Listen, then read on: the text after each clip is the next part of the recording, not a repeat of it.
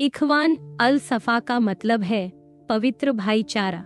ये लोग मध्यकाल के सबसे बड़े विज्ञान संग्रह के लेखक माने जाते हैं। ये संग्रह उस समय लिखा गया था जब यूरोप में ऐसी किताबें बाद में आईं।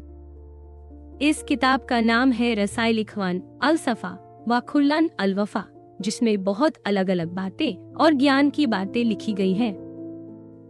इसमें हर तरह की शिक्षा का जिक्र है जिसे खास लोगों के लिए लिखा गया था। ये किताब बहुत मशहूर है और इस पर पूरब पश्चिम के बहुत विद्वानों ने रिसर्च की है, लेकिन अब भी इस बात पर पूरी सहमति नहीं है कि इसके असली लेखक कौन थे और इनका मकसद क्या था। इस किताब के कुछ हिस्से अलग अलग नामों से स्पेनिश भाषा के जरिए यूरोप तक पहुंचे थे। लेखकों ने खुद को एक भाईचारा बताया है। उनका कहना था कि उनका काम उन लोगों के लिए है जो सीखना शुरू कर रहे हैं ताकि उनकी समझ बढ़े। कई विद्वानों ने इन लेखकों के नाम बताए हैं। माना जाता है कि ये लोग बसरा के रहने वाले थे और एक सरकारी अफसर से जुड़े हुए थे, लेकिन अब कई लोग मानते हैं कि ये नाम सही नहीं है, बल्कि असली लेखक कोई और थे जो अंदालुस के रास्ते ये किताब लेकर आए थे। इखवान अल सफा नाम के बारे में भी अलग अलग बातें हैं। कुछ का कहना है कि ये नाम मशहूर कहानियों की किताब से लिया गया था जिसमें सच्चे दोस्तों की बात होती है। कुछ लोगों के हिसाब से ये नाम इस बात को बताता है कि इनका मकसद था दिल को साफ करना और ज्ञान के जरिए आत्मा को बचाना। कुछ विद्वानों का ये भी कहना है कि ये नाम असली पहचान छुपाने के लिए रखा गया था। किताब कब लिखी गई, इस पर भी अलग अलग राय है। कुछ विद्वानों ने 9वीं सदी के आखिरी सालों से लेकर 11वीं सदी की शुरुआत तक का समय बताया है। किसी ने कविता के जिक्र से तारीख निकाली तो किसी ने किताब में लिखी दूसरी बातों से अंदाजा लगाया। कुछ का मानना है कि ये किताब फातिमी खलीफा की सत्ता के आने के समय के आसपास लिखी गई थी। कुछ विद्वानों का ये भी कहना है कि ये किताब इस्माइली विचारधारा को फैलाने के लिए लिखी गई थी और इसमें इमाम का जिक्र बहुत अहम है। इन सब बातों में अब भी कई तरह की राय है। किसी ने माना कि ये किताब एक भाईचारे के गुप्त संगठन ने लिखी, तो कोई कहता है कि इनकी सोच फातिमी शासन से जुड़ी।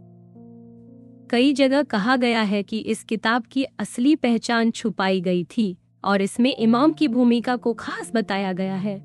फिर भी ये बात साफ है कि इखवान अल सफा की किताबें अपने समय में बहुत बड़ी और अलग तरह की जानकारी देती थी और आज भी इनके बारे में जानने की कोशिश जारी है। दे कल्लाताई ने खगोल विद्या के चक्रों के बारे में अलग समय बताया है। उनका कहना है कि शनि और बृहस्पति का मिलन हर 240 साल में होता है और बड़ा मिलन लगभग 960 साल में एक बार होता है। पैगंबर मोहम्मद के जन्म का साल सबसे बड़ा मिलन माना गया है। पहला मिलन 809 में हुआ, जो इखवान के लिए खास नहीं। दूसरा मिलन 1047 में होना चाहिए, जिसे इखवान ने अपनी किताब में खास बताया है। तीसरा मिलन 1286 में होगा और सबसे बड़ा मिलन 1524 में होगा, जिसे उठाए जाने वाले के आने का समय बताया गया है। किताब के लेखकों को कुछ लोग मुअज्जिली सोच से जोड़ते हैं और कुछ ने इन्हें पुराने जमाने के कारमत असर में रखा है। कुछ विद्वानों का कहना है कि इखवान की किताबों में फातिमी खलीफा की इमामत को नहीं माना गया, क्योंकि उनके मुताबिक 8 महीने के बच्चे का जिंदा रहना मुश्किल है। इस वजह से ये लोग कारमत की सोच से अलग हैं। नई रिसर्च में पाया गया कि मसलमा नाम के एक विद्वान को अब इखवान की किताबों का लेखक माना जाता है। पहले इन्हें और एक और नाम को लेकर कंफ्यूजन था, लेकिन अब ये साफ है कि स्पेन में पूरी किताब अबू अल हकम नाम के आदमी ने पहुंचाई। इस वजह से किताब की असली तारीख पुराने हिसाब से पहले की मानी जाने लगी है। अब पहले के लेखक माने जाने वालों के नाम पर भी शक किया जाने लगा। मसलमा को 2 और बड़ी किताबों का लेखक भी माना जाता है, जो रसायन और जादू के बारे में है। इन दोनों पर भी इखवान की किताब का असर दिखता है। अगर इखवान की किताबें स्पेन में 950 से पहले पहुंच गई थी, तो इनका लिखा जाना उससे पहले पूरब में शुरू हो गया होगा। इसका मतलब है कि इनका असर अल-फाराबी नाम के विद्वान पर नहीं, बल्कि अल-फाराबी का असर इखवान पर नहीं पड़ा।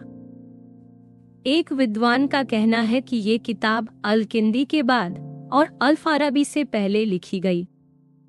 कुछ और लोग भी मानते हैं कि मसलमा ही इन किताबों का असली लेखक था। कुछ लोगों के मुताबिक मसलमा ने सिर्फ किताब को स्पेन नहीं पहुंचाया, बल्कि उसकी रचना में भी मदद की थी। पहले एक अलग वर्जन बना जो अब नहीं मिलता, वो शायद 937 से ज्यादा पुराना नहीं था। ये सब इखवान के भाईचारे के बनने के कुछ दशकों बाद हुआ। हाल में पहले माने गए लेखकों को लेकर भी फिर से सोच शुरू हुई है। कुछ ने कहा कि किताब के असली लेखक फातिमी सोच वाले थे।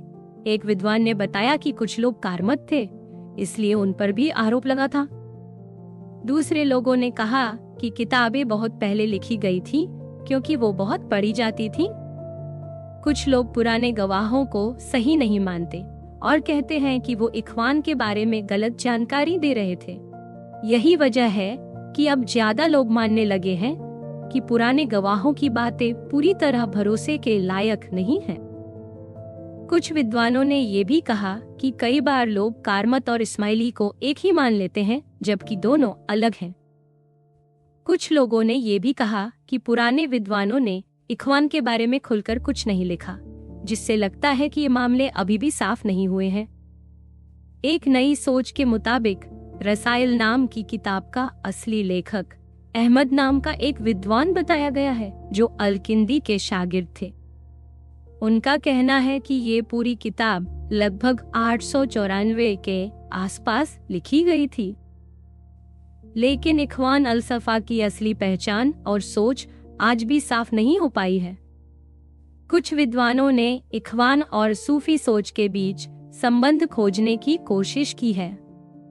कुछ लोग मानते हैं कि इखवान सूफी नहीं थे, भले ही कुछ पुरानी किताबों के नाम में सूफी लिखा हुआ है। माना जाता है कि बाद के समय में जब लोगों ने छुपी हुई बातों को स्वीकार करना शुरू किया, तब इन्हें सूफी से जोड़ा गया।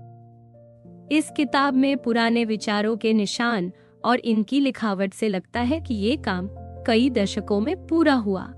यह भी माना जाता है कि इसे कई लोगों ने मिलकर लिखा और बाद में कुछ हिस्सों को आगे पीछे किया गया। किताब की 4 हिस्सों वाली बांट भी असली नहीं है। कई बार किताब के अलग अलग हिस्सों की कड़ी साफ नहीं दिखती। लगता है कि इन लेखकों ने उस समय की लड़ाई और बदलते हालात को ध्यान में रखकर ही किताब में बाहर के ज्ञान को जोड़ने की कोशिश की। इसी वजह से इस किताब को आम लोगों के लिए लिखी किताब नहीं माना जाता। इनकी सोच के बारे में कई बार ये कहा गया है कि ये किताब शिया या इस्माइली सोच से जुड़ी थी। कुछ लोगों का कहना है कि ये किताब इस्माइली मत की सबसे पुरानी किताब है। 12वीं सदी में किताब को गलत ठहरा दिया गया और उसकी कई प्रतियां जला दी गईं। फिर भी ये बच गई और फारसी और तुर्की में भी पहुंची। बाद के समय में कुछ बड़े विद्वानों ने भी इखवान के विचारों को इस्लाम के खिलाफ बताया। इस वजह से कुछ लोगों ने इन किताबों को मशहूर धार्मिक विद्वानों से जोड़ने को गलत माना। इखवान की सोच को लेकर बहुत कोशिशें हुई, लेकिन आज तक किसी एक बात पर सहमति नहीं बन पाई। इखवान ने अली को पैगंबर का असली वारिस माना। इस वजह से कुछ लोगों ने इन्हें शिया से जोड़ा, मगर कहीं कहीं किताब में छुपे हुए इमाम की आलोचना भी है, जो शिया विचार से अलग है। इसी तरह किताब में ब्रह्मांड की अलग अलग परतें, सात का जिक्र, चुनिंदा और आम लोगों के बीच फर्क और इस्माइली सोच के संकेत भी मिलते हैं। कई बार तो किताब में खास चिन्हों का इस्तेमाल हुआ है, जैसे मधुमक्खी को इमाम का प्रतीक मानना। इसी वजह से कुछ लोग मानते हैं कि इखवान इस्माइली सोच वाले थे, लेकिन उनकी बातें पूरी तरह उनके प्रचार का हिस्सा नहीं थी। किताब में शिया सोच से जुड़ी बातें मिलती हैं, जैसे करबला की घटना का दुख, कुरान और नबूवत की गहराई में छुपा मतलब निकालना या सरकारों से दूरी बनाना। कुछ लोगों का कहना है कि किताब में कई बार 7 का जिक्र है, लेकिन साथ ही 7 वालों की आलोचना भी की गई है। इसी तरह सूफी मत से जुड़ी बातें भी हैं, जैसे अकेले रहना, लेकिन इस पर भी राय अलग अलग है। कुल मिलाकर किताब में इतने तरह के विचार और उनकी उलझन है कि आज तक विद्वान इस पर पूरी तरह एक राय नहीं बना सके कि इखवान किस सोच के थे और उनका असली मकसद क्या था। इस ज्ञान संग्रह में 52 अलग अलग किताबें हैं। इन्हें 4 हिस्सों में बांटा गया है। पहले हिस्से में शुरुआती बातें हैं, दूसरे में प्रकृति की बातें हैं, तीसरे में मन और दिमाग से जुड़ी बातें हैं और चौथे में भगवान और आत्मा से जुड़ी बातें हैं। इसके अलावा 2 और किताबें मानी जाती हैं, जो इस पूरी किताब का मतलब और अंदर की बातें समझाती हैं। इनमें से एक को स्पेन के एक विद्वान से जोड़ा जाता है, दूसरी को अहमद नाम के एक इमाम से जोड़ा जाता है। लेकिन कई लोग मानते हैं कि इनका असली इतिहास साफ नहीं है और शायद बाद में ये जोड़ दी गई थी। कुछ लोगों का मानना है कि ये दोनों किताबें इस्माइली सोच को दिखाने के लिए लिखी गई थी। असली बात यह है कि इन दोनों का रिश्ता बाकी किताबों से जरूर है, लेकिन दूसरी किताब का नाम कहीं भी 52 किताबों में सीधे तौर पर नहीं लिखा गया है। बहुत से जानकार मानते हैं कि इनका असली इतिहास पता करना अभी भी जरूरी है। हर किताब की शुरुआत उसके मकसद से होती है। हर किताब में तकनीकी जानकारी दी गई है और आखिरी में असली मतलब भी समझाया गया है। हर जगह भाइयों, यानी जो लोग पढ़ाई कर रहे हैं, उन्हें बुलाया गया है कि अगर मेहनत से पढ़ोगे तो अज्ञानता की नींद से जाग जाओगे और सच तक पहुंचोगे। इसमें कई बार अपने पढ़ने वालों से उम्मीद जताई गई है कि वो खुद पढ़कर आगे बढ़ें। इन किताबों की लंबाई अलग अलग, इनकी भाषा आसान रखी गई है, लेकिन कई जगह शब्द और बोलियों की वजह से बातें थोड़ी उलझी भी लगती हैं। कभी कभी तो भाषा में फारसी के शब्द और पुराने तरीके की बातें आ जाती हैं। फिर भी इनमें जो बात बताई गई है वो साफ और खुलकर लिखी गई है। कई बार समझाने के लिए बातों को दोहराया भी गया है। कुछ लोगों ने ये सवाल भी उठाया कि कहीं ये किताबें कई लोगों ने तो नहीं लिखी, क्योंकि कभी में शब्द भी इस्तेमाल हुआ है। असली सवाल यही है कि क्या ये किताबें एक ही सोच के लोगों की हैं, या फिर कई अलग अलग ग्रुप की बातें एक साथ जोड़ दी गई हैं। इखवान की ये किताबें उस समय की ग्रीक साइंस और सोच में आ रहे बदलाव को दिखाती हैं। 9वीं और 10वीं सदी के शुरू में जो विद्वान थे, उन्होंने अपने ढंग से दर्शन और मन की बातें समझाईं। उन्होंने पुराने ज्ञान को इस्लाम के साथ मिलाने की कोशिश नहीं की थी। उनकी सोच धार्मिक और दार्शनिक बातों को अलग अलग रखती। एक और बड़े विद्वान ने तो नबूवत को भी सवालों के घेरे में रखा था। जब अल फाराबी का जमाना आया, तब पुराने ज्ञान को एक साथ जोड़कर ज्ञान का पूरा संग्रह बनाना शुरू किया गया। इसका मकसद ये था कि इंसान हर स्तर पर सीखता जाए और आखिर में खुदा की असली पहचान तक पहुंचे। इसके बाद असली इस्लामी सोच शुरू होती है, जिसमें यूनानी सोच की जगह अब मजहबी किताबों की बातें आने लगती हैं। पुराने ज्ञान को अब ईमान की बुनियाद माना गया। विज्ञान की अहमियत अब खुदा की पहचान तक पहुंचने में मददगार बन गई। इसमें विज्ञान को गलत नहीं माना गया, बल्कि कहा गया कि ये असलियत को समझने का रास्ता है और इसी से धर्म की बातें भी समझ में आती हैं।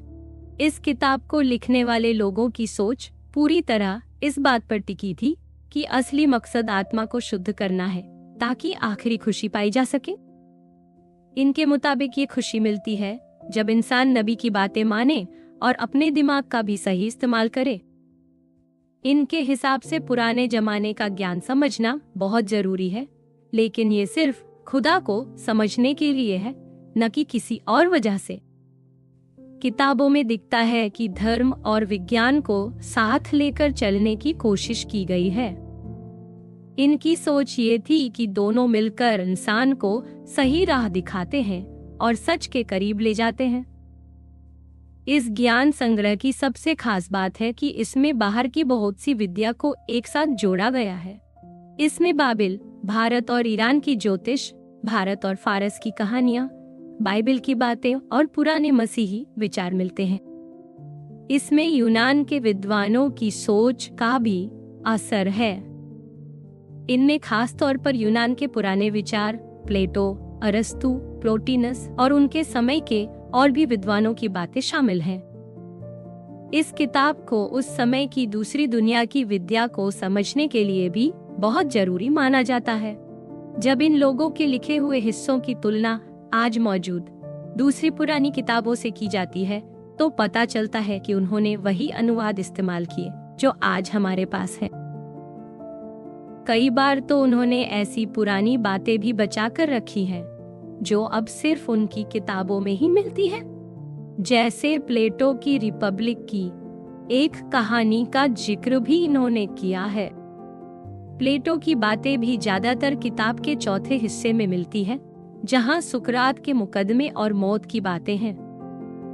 प्लेटो की आत्मा की 3 हिस्सों वाली सोच का भी जिक्र है, जिसमें दिमाग, दिल और पेट के अलग अलग काम बताए गए हैं। लेकिन इन सब का मकसद धार्मिक ही ज्यादा दिखता है। इनका मकसद था कि इंसान अपनी समझ से भगवान के करीब जाए। इखवान की किताबों में अरस्तु की सोच का असर साफ दिखता है। धरती और ज्ञान की बातें अरस्तु की बताई बातों पर टिकती हैं। लेकिन इन लोगों ने कई अलग अलग विद्या को एक साथ जोड़ दिया था। इसी वजह से कभी कभी भगवान के बारे में इनकी सोच में भी अलग अलग बातें मिलती हैं। ये लोग ज्ञान को बहुत सी जगहों से लेकर अपना बनाते हैं। पहले हिस्से में 4 बड़ी विद्या की बात की गई है। इसमें गिनती, ज्यामिति, खगोल विद्या और संगीत आती हैं। हर किताब एक एक विद्या के बारे में है। इसके अलावा अनुपात और माप की बातें भी बाद में बताई गई है। बीच में भूगोल की भी चर्चा की गई है, जिसमें पूरी दुनिया का जिक्र आता है। हर विद्या के लिए अलग अलग पुराने यूनानी विद्वानों का नाम भी लिया गया है, जैसे गणित के लिए यूक्लिड, खगोल विद्या के लिए टॉलमी, संगीत के लिए पाइथागोर। इस हिस्से में तर्क शास्त्र यानी लॉजिक को भी बहुत जगह दी गई है। अरस्तु की सोच में तर्क शास्त्र विद्या का औजार है और यही सोच इन किताबों में भी दिखती है। तर्क शास्त्र की किताबों में भाषा के नियम, तर्क के तरीके और सोचने की कला सिखाई गई है। ये किताबें बताती हैं कि विद्या की असली तैयारी इसी से होती है। इखवान का ध्यान हमेशा बोलचाल और उच्चारण पर रहा, लेकिन उन्होंने व्याकरण को एक विद्या नहीं माना। उनके लिए भाषा का सबसे जरूरी हिस्सा था सोचने की कला। इस पूरी किताब में दिखता है कि उन्होंने पुराने यूनानियों की विद्या को अपने हिसाब से नया रूप दिया। विज्ञान और धर्म की बातें उन्होंने मिला दी और इंसान को भगवान की समझ तक ले जाने की कोशिश की। इसी वजह से इखवान की ये किताबें अपनी सोच में अनोखी हैं और आज भी बहुत खास मानी जाती हैं। इखवान की किताबें पुराने जमाने की उस सोच को अपनाती हैं, जिसमें ज्ञान की खोज कुछ खास किताबों तक ही सीमित रहती थी। ये सोचती है कि धर्म से जुड़ी बातें सिर्फ सही तरीके से ही समझी जा सकती हैं और जो तरीका सिर्फ बहस या दिखावे के लिए हो वो सही नहीं है। इनके लिए तर्कशास्त्र अब केवल ज्ञान का औजार नहीं है, बल्कि असली विद्या है। इखवान इसे विद्या की तराजू कहते हैं, जिससे सही गलत, सच झूठ और अच्छे बुरे का फर्क किया जा सकता है। 7वीं किताब में इखवान ने ज्ञान के बारे में अपनी सोच बताई है। उनके हिसाब से 3 तरह की विद्या होती है। पहली वे हैं जो जिंदगी में काम आती है, जैसे पढ़ना लिखना, व्याकरण, कविता, जादू, मशीनें, हुनर, इतिहास वगैरह। दूसरी वो विद्या है जो धर्म के नियमों से जुड़ी है। तीसरी सबसे ऊपर वाली विद्या है जो सच्चाई को पूरी तरह समझने में मदद करती है। पहली वाली विद्या को शुरू में सीखने के लिए जरूरी माना गया है। इखवान की किताबों में जो विद्या गिनी गई है वो सारी बातों से थोड़ी अलग है, जिससे लगता है कि ये किताबें बहुत लंबे वक्त में बनी हों। कहीं कहीं लगता है जैसे पहले का ड्राफ्ट हो और बाद में उसमें नई बातें जुड़ती चली गई हों। 7वीं और 8वीं किताब में इख्वान ने अरस्तु की तरह विद्या को 2 हिस्सों में बांटा है, सोचने वाली और करने वाली। इनका मानना है कि विद्या की असली मंजिल है आखिरत की खुशी, और इस मंजिल तक पहुंचने का रास्ता तपस्या से होकर जाता है। इख्वान के हिसाब से ज्ञान और नबी की राह एक जैसी है, दोनों का मकसद आत्मा को शुद्ध करना है। पहले हिस्से की किताबें एक जैसी हैं, लेकिन फिर भी उनमें कुछ फर्क दिख जाता है। खासकर 9वीं किताब में एक आदर्श ज्ञानी आदमी का जिक्र किया गया है, जिसमें बताया गया है कि अच्छे विचार और अच्छा दिल साथ साथ जरूरी है। इस किताब में विद्या के साथ साथ नैतिकता को भी बहुत जरूरी बताया गया है। इसमें कई पैगंबरों और बुद्धिमानों की कहानियां भी दी गई हैं, जिससे लगता है कि तपस्या भी आत्मा की सफाई का रास्ता हो सकती है। बाकी 3 हिस्सों में और भी अलग अलग तरह की बातें हैं। दूसरे हिस्से की किताबें यूनानी विद्वान अरस्तु के विज्ञान से जुड़ी हुई हैं। इसमें दुनिया, आसमान, मौसम, पत्थर, खनिज जैसी बातें हैं। इख्वान ने पत्थरों और खगोल के रिश्ते को जोड़कर बताया है कि कैसे आसमान और धरती आपस में जुड़े हैं। इसमें रसायन और खनिज की बातें भी हैं। इसमें बताया गया है कि कैसे तारे और पत्थर जुड़े हुए हैं। तीसरे हिस्से में इंसान और आत्मा से जुड़ी बातें हैं। इसमें आत्मा और शरीर का रिश्ता, जन्म, मृत्यु और सुख जैसी बातें हैं। इख्वान ने भगवान के बारे में भी लिखा है और बताया है कि हमेशा रहने वाली चीजें ही सबसे ज्यादा प्यारी होती हैं और इंसान को अमरता से लगाव होता है। इन सब का मकसद यही है कि इंसान अपनी आत्मा को साफ रखे और सच्चाई की तरफ बढ़े। इख्वान की किताबों में प्रकृति से जुड़ी बातें भी बहुत विस्तार से लिखी गई हैं। इसमें पत्थर, पौधे और खेती की बातें हैं, लेकिन अरस्तु की किताबें इन विषयों पर उस समय अरबों के पास नहीं। जानवरों पर जो अरस्तु की किताबें थीं, वे भी पूरी तरह नहीं पहुंची थीं। इख्वान की किताब में जानवरों की बात एकदम अलग ढंग से की गई है। इसमें बताया गया है कि इंसान जानवरों से बेहतर है, लेकिन कुछ लोग इसे प्रकृति की नजर से भी देखते हैं। इख्वान ने गर्भ के बनने की प्रक्रिया को भी कई अलग अलग सोर्स से समझाया है। ये खुद डॉक्टर नहीं थे, लेकिन शरीर और हड्डियों की जानकारी रखते थे।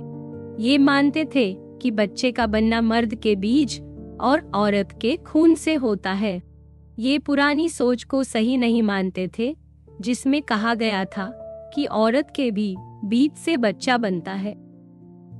इनका ध्यान ज्यादा खगोलीय असर पर था, यानी सितारों का गर्भ पर असर, जो पहले यूनानी किताबों में नहीं मिलता था। यह सोच इस्लामी विद्वानों ने शुरू की थी और बाद में ये सोच यूरोप तक पहुंच गई। 20वीं किताब में इख्वान की सोच अरस्तु से अलग हो जाती है। इसमें प्रकृति को भगवान का बनाया गया नियम माना गया है। इसमें बताया गया है कि प्रकृति अपने आप में एक ताकत है जो हर चीज को चलाती है। ये सोच इस्माइली विचारधारा से मिलती है, जिसमें प्रकृति को एक असरदार ताकत और हरकत की जड़ माना जाता है। इख्वान ने प्लोटिनस नाम नहीं लिया, लेकिन तीसरे हिस्से की शुरुआत में 2 किताबें हैं जिनमें पाइथागोरस की सोच बताई गई है। इनका मानना है कि खुदा सबसे ऊपर है, उसके बाद अक्ल, फिर आत्मा, फिर प्रकृति आती है। इनके हिसाब से हर चीज का रिश्ता गिनती से है। पूरी सृष्टि को नंबरों के हिसाब से समझाया गया है। इनकी सोच थी कि हर चीज, यहाँ तक कि धर्म भी, गिनती के पैटर्न पर चलती है। इसी सोच से उन्होंने पूरी कायनात को एक बड़े इंसान के तौर पर समझाया है। इनके मुताबिक पूरी दुनिया में हर चीज, हर स्तर पर खुदा पर ही टिकी है, जैसे हर नंबर 1 से शुरू होता है। इख्वान की किताबों में पुराने मिस्र के हर्मीस जैसे विचार भी मिलते हैं, जिनमें सितारों की चाल और दुनिया की बनावट पर चर्चा है। सितारों की चाल को लेकर इन्होंने बहुत गहराई से लिखा है, जिसे बाद में भाग्य से जोड़कर देखा गया। इख्वान के लिए दर्शन का मतलब है खुदा की नकल करना। इसके लिए सिर्फ तेज दिमाग ही नहीं, बल्कि साफ दिल भी चाहिए। ये मानते थे कि खुदा ही असली शिक्षक है। इनकी नजर में नबी का पैगाम, चाहे वो छुपा हो या खुला, इंसान के लिए सबसे जरूरी है। इनके हिसाब से इंसान की भलाई और असली खुशी के लिए नबी की बात मानना जरूरी है। इखवान ने पुराने विचारों को धर्म से जोड़कर देखा। उन्होंने धर्म से जुड़े सवालों पर खुलकर चर्चा की। 44वीं किताब में इखवान ने अपने सोच की बुनियादी बातें बताई हैं। इसमें दुनिया की शुरुआत, अच्छाई बुराई, इमाम और दूसरी सोच पर चर्चा है। इसमें बताया है कि दुनिया की असली समझ भगवान से शुरू होती है। इखवान ने कहा है कि असली ज्ञान वही है जिससे इंसान ये जान सके कि खुदा ने सब कुछ बेकार में नहीं बनाया। इनके मुताबिक हर चीज खुदा से निकलती है। हर चीज का रिश्ता सबसे ऊपर एक से है, यानी भगवान से। नीचे की हर चीज एक के बाद दूसरे स्तर पर बनती जाती है। जब इंसान एक एक विद्या सीखता है तो वो आखिर में भगवान तक पहुंच सकता है। इनके हिसाब से दर्शन यानी ज्ञान की सबसे बड़ी मंजिल है खुदा की पहचान। इसलिए इनकी सोच में दर्शन और भगवान की बात हमेशा साथ साथ चलती है। इनका मकसद यही था कि इंसान को असली रास्ता दिखाया जाए और उसे अपने असली मकसद तक पहुंचाया जाए। इखवान की किताबों के आखिरी हिस्से में धर्म और भगवान की बातें सबसे ज्यादा की गई हैं। 43वीं किताब में भगवान तक पहुंचने का रास्ता बताया गया है, जिसमें दिल और आत्मा की सफाई जरूरी मानी गई है। इसके बाद की किताबों में इखवान के अपने विश्वास, पुराने नबी और बुद्धिमानों की परंपरा, भाईचारे की व्यवस्था, अलग अलग धर्मों की बातें और नबी की अहमियत को समझाया गया है। इखवान ने अपनी एक किताब में बताया है कि असली सच्चाई तक पहुंचने के लिए इंसान को समझ और मेहनत से पढ़ाई करनी चाहिए, ताकि वह पुराने भ्रम और गलतफहमियों से बाहर निकल सके। उनकी एक खास किताब में जादू और अदृश्य ताकतों के बारे में भी चर्चा है। इखवान का मानना था कि दुनिया में ऐसी शक्तियां हैं जो दिखती नहीं लेकिन असर डालती हैं। उनका मानना था कि जादू असल में इन्हीं अदृश्य ताकतों का काम है।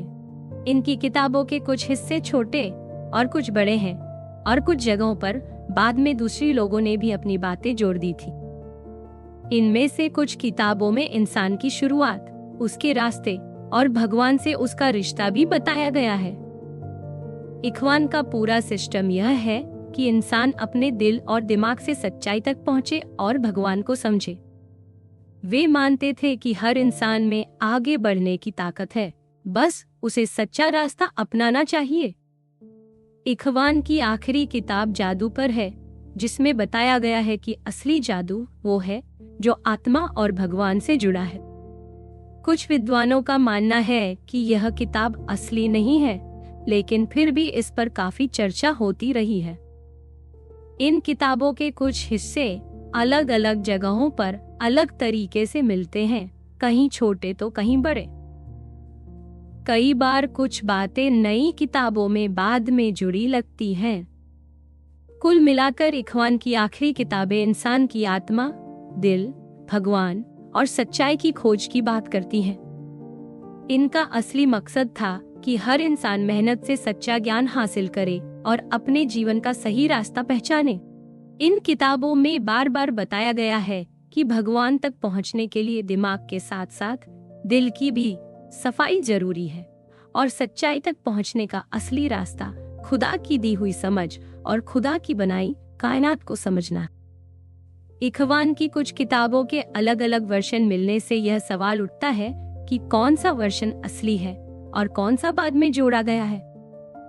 कई बार यह भी तय करना मुश्किल हो जाता है कि कौन सी किताब सबसे पुरानी है, क्योंकि बाद की कोई किताब भी किसी बहुत पुराने वर्जन की नकल हो सकती है।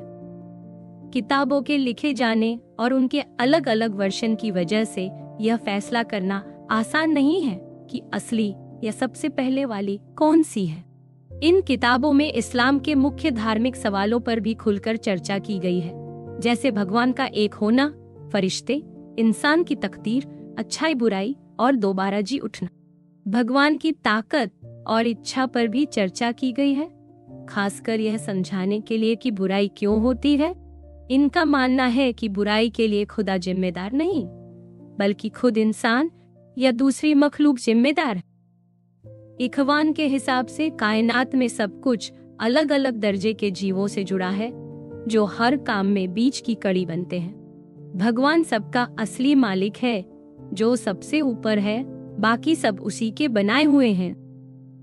कायनात की हर हलचल भगवान के बनाए नियम से चलती है, चाहे वो सितारों की चाल हो या इंसान का कोई भी काम।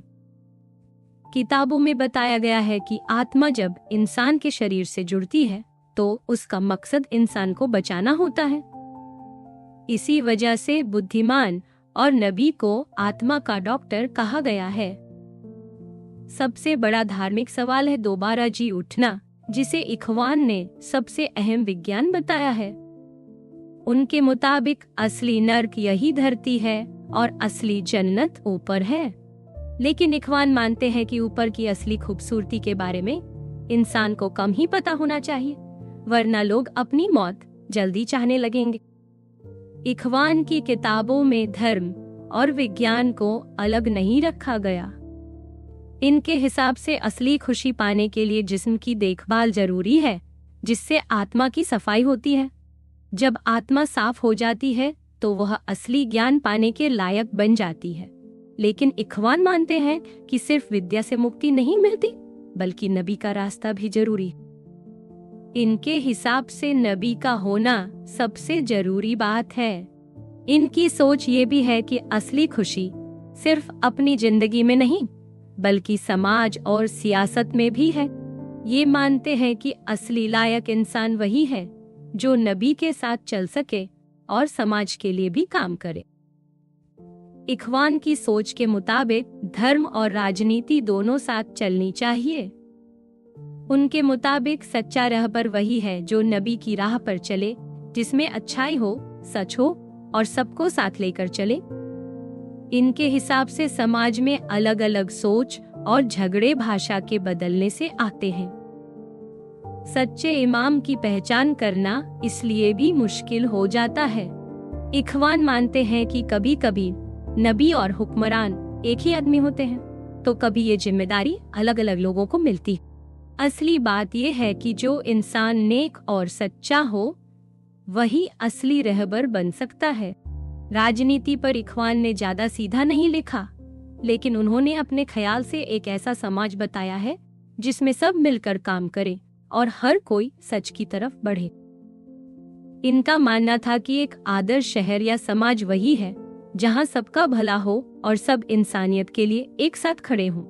इनकी किताबों में बार बार दिखता है कि ज्ञान, धर्म और समाज एक दूसरे से जुड़े हुए हैं और इंसान का असली मकसद सच्चाई को पहचानना और अच्छे काम करना। क्या इखवान इस्माइली थे? यह सवाल बहुत बार उठता है। इखवान का कहना था कि धर्म और हुकूमत जुड़वा है और असली रहबर वही है जो दोनों का मालिक हो। इनकी सोच फातिमी शासकों से मिलती है। इखवान की किताबों में कानून बनाने वाले को फातिमी खलीफा की तरह माना गया है और आदर्श शहर वही है जहां ऐसे शासक हो। इस वजह से लगता है कि इखवान भी फातिमी खलीफा के समर्थक थे और उनकी तरफ से लोगों को जोड़ने की जिम्मेदारी निभाते थे। इखवान अपने आप को समझदार और ज्ञानी लोगों की टोली मानते थे, जिनका काम लोगों में सही बातों का प्रचार करना था। कई बार वे खुद को सबसे अच्छे मार्गदर्शक और नबी इमाम का वारिस भी बताते हैं। इनका मानना था कि सच्चे लोग ही भगवान के असली दोस्त होते हैं और इन्हीं की वजह से समाज में अच्छाई आती है। ये बातें इखवान की सोच को नबी, इमाम और समाज के नेताओं के करीब ले जाती हैं। इखवान के हिसाब से असली जन्नत हमारा आध्यात्मिक शहर है, यानी ऐसी जगह जहां सब भलाई और समझदारी से रहें। इनकी एक किताब में लिखा है कि नबी की विरासत सबसे समझदार इंसानों को मिलती है। इस हिसाब से अब समाज को चलाने के लिए जरूरी नहीं कि शासक कोई खास हो, बल्कि सच्चा और समझदार इंसान ही असली राह दिखा सकता है। इखवान की सोच थी कि समाज को चलाने वाले इंसान में अक्ल, भलाई और सही सोच होनी चाहिए। इखवान की किताबों में शुरुआती इस्लामी इतिहास को शिया नजरिए से देखा गया है। इसमें पैगंबर की जिंदगी, उनके घरवालों की बातें और करबला की घटना का जिक्र है। इनके हिसाब से सही इमाम वही है जो पैगंबर के घर से हो और सबको एक ही रास्ते पर ले जाए। इनकी सोच थी कि असली इमाम वही है जिसे भगवान ने चुना है और जो सच्चा वारिस है। इखवान का सपना था एक आदर्श शहर या समाज बनाना जिसमें प्यार, भाईचारा और भलाई सबसे ऊपर हो। उन्होंने यह भी बताया कि बुरे लोगों की हुकूमत ज्यादा दिन नहीं चलती और एक वक्त आता है जब अच्छे लोगों की हुकूमत शुरू होती है। उनके हिसाब से सबकी सोच और धर्म जब एक हो जाए तब असली भलाई आ सकती है। इखवान का मानना था कि एक वक्त आने वाला है जब सब कुछ बदल जाएगा और नया सच्चा नेता आएगा जो सबको एकजुट करेगा। इखवान मानते थे कि ज्ञान, धर्म और समाज की भलाई आपस में जुड़े हुए हैं और सच्चा रहबर वही है जो सबको साथ लेकर चले। इनकी किताबों में बहुत जगह इस्माइली विचारधारा की झलक मिलती है। इनमें बताया गया है कि ब्रह्मांड की हर चीज ऊपर से नीचे तक एक व्यवस्था में बंधी है और हर स्तर पर कोई न कोई जिम्मेदारी होती है। बाद की इस्माइली किताबों पर इखवान की लिखी बातों का बहुत असर पड़ा। कई बड़े इस्माइली विद्वानों ने इखवान की बातें अपने लेखों में दोहराई। इससे पता चलता है कि इखवान की सोच इस्माइली सोच से जुड़ी थी और उनका असर इस्लामी समाज पर बहुत गहरा पड़ा। कुछ विद्वानों ने यह भी लिखा है कि इखवान की किताबों में खनिज, पेड़ पौधे और पृथ्वी से जुड़ी बातें भी इस्माइली सोच जैसी हैं। इनकी किताबों में बताया गया है कि असली हुकूमत वही है जो पैगंबर के घर वालों के पास होनी चाहिए, लेकिन वे खुलकर किसी को अपना दुश्मन नहीं बताते थे। उनका मकसद था कि इंसानियत को सही राह दिखाई जाए और समाज को साफ सुथरा बनाया जाए ताकि असली सच्चाई तक पहुंचा जा सके। अंत में इखवान की सोच यह थी कि असली रहबर वही है जो भलाई, भाईचारे और सच्चाई का रास्ता दिखाए। वे मानते थे कि सब इंसान बराबर हैं और हर किसी को सच की तलाश करनी चाहिए।